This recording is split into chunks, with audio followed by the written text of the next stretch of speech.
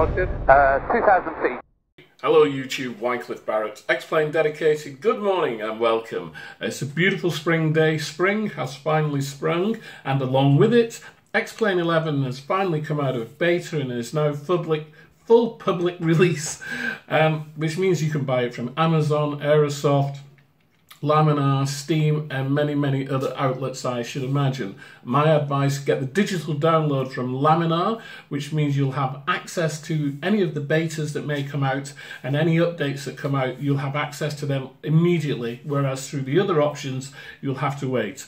You can also, I think, get it on DVD or Blu-ray, but why bother with that when you can have a digital download which is totally secure from Laminar. I think Xplane 11 now is a very stable platform. Frame rates have been optimized because I noticed curiously over the weekend whilst doing some video that I was getting 50 frames per second, whereas previously it had been around 50, around 30, 35.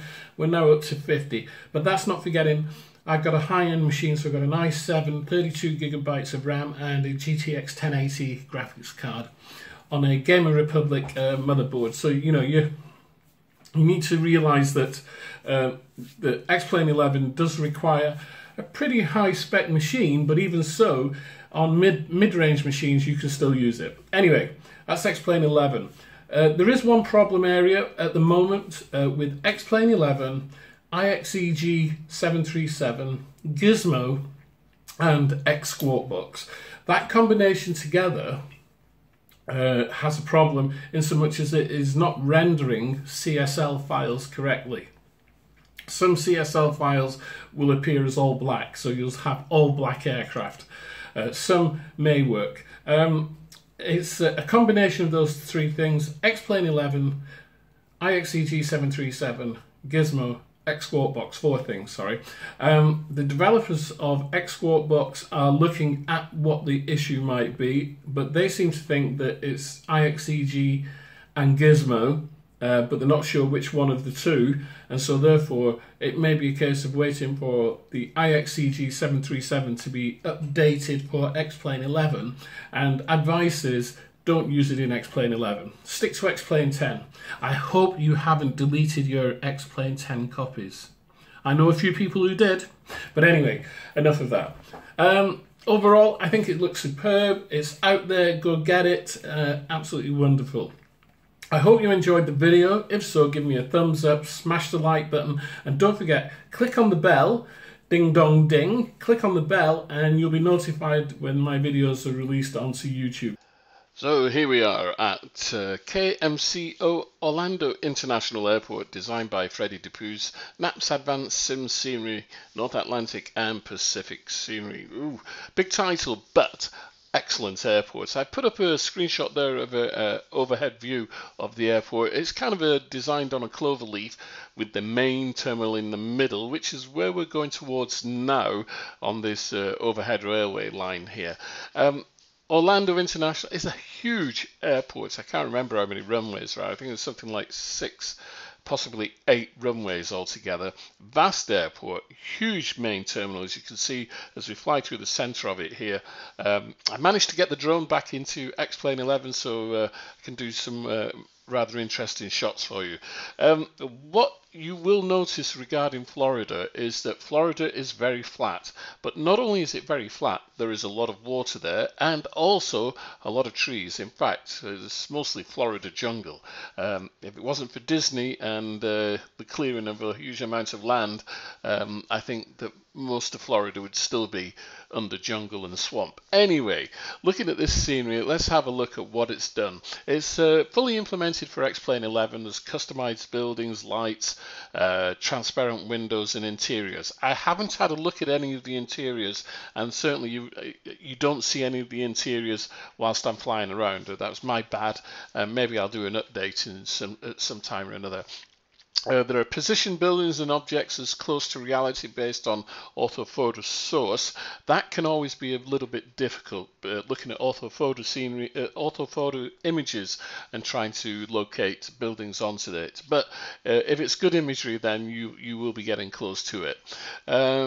color corrected USGS auto photos, blended in Xplane environment, feathered edges, decals on polygons. So what that means is that autophoto has been used for this surface area of the airport, but it's been blended seamlessly with Xplane 10 environments, and so it's very difficult to see where one ends and the other begins. Sometimes in autophoto scenery you'll see straight lines where people have just put the image down and they haven't blended it at all.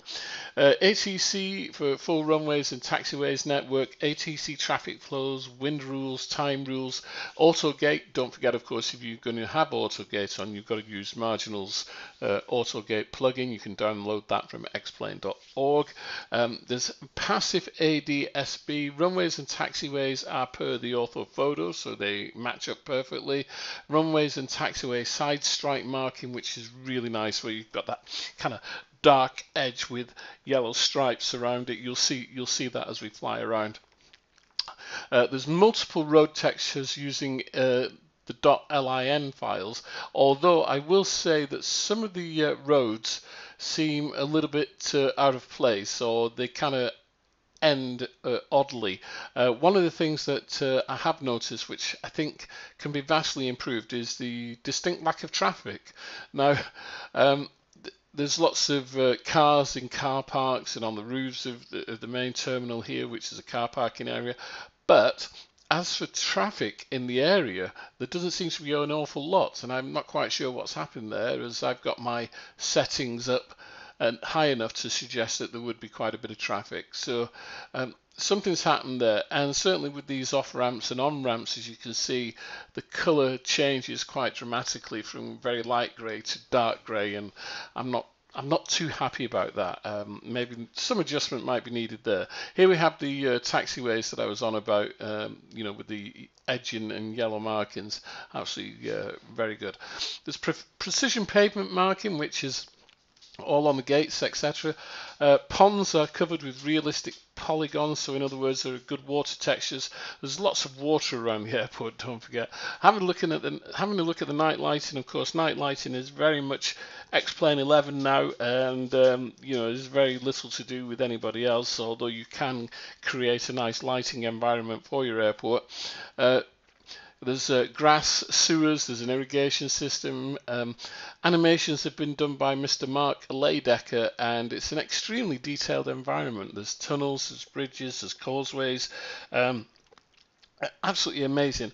One thing that I was a little bit disappointed is that because of the structure of this airport, which is a cloverleaf design, so you go into the main terminal and then you catch a light transit railway out to your gate, there are no trams moving, there are no trains on that light transit railway system, which I was a little bit disappointed with, and I would like to see that maybe done in an update. But this is one of Freddy's really, really good airports. So whenever you get an airport by Freddy De Pues and Naps, then you know that it's going to be something rather special. And at the moment, the quality of airports that we're receiving are really, really top notch. This is freeware. It's available from xplane.org. You do need a large number of libraries, and I will tell you what the libraries are. You need 3D People Library, BS 2001 Object Library, CDB Library, Mr. X Library, Flags of USA States, Mr. X Library again, so that's 2. You need the NAPS Library, you need World Models, you need Open Scenery, and you need RU Scenery. So there's quite an awful lot of libraries that you need, but you can get them all from xplane.org. I'm not quite sure whether I've got all of these libraries myself, so I'm going to have to check.